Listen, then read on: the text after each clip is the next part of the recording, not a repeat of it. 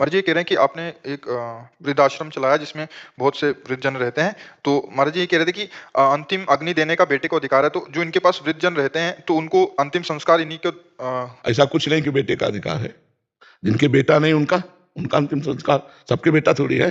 वही कह रहे हैं कि उनके तो बेटा रहते नहीं है, वो तो वृद्धाश्रम है, तो कोई भी दे सकता है वहाँ। हाँ, बिल्कुल, उसमें कोई बिल्कुल, अपराध तो बिल्कुल। नहीं लगेगा? नहीं, कोई जैसे अपराध गुरुजी आज की युवा पीढ़ी जो है नशे की ओर चल रही है, हाँ। तो वो क्या करते हैं कि माँ-बाप जो हैं 5 बच्चों को पाल सकते हैं, 5 बच्चे एक माँ-बाप को नहीं पाल नहीं सकते पाल हैं। बिल्कुल, तो वो क्या करते हैं कि रोड के ऊपर छोड़ देते हैं। हाँ। तो गुरुजी हम जाके उनको उठाते हैं, रात हो हाँ, दिन हो। पर बिल्कुल। गुरुजी एक दुःख आता है कि एक माँ-बाप अपने बच्चों के लिए क्या कुछ नहीं करते। हाँ, पर आपको भगवान सेवा दे रहे हैं, आप बड़े भाव से सेवा कीजिए और अग्निदान के लिए कोई भी दे सकता है। वो अग्नि दे देंगे तो आत्मा का कल्याण थोड़ी हो जाएगा, कल्याण होता है भजन से। अगर जीवन भर भजन किया, मरने के बाद हमारे शरीर को गटर में फेंक दिया जाए, तो हम नरक जाएंगे क्या?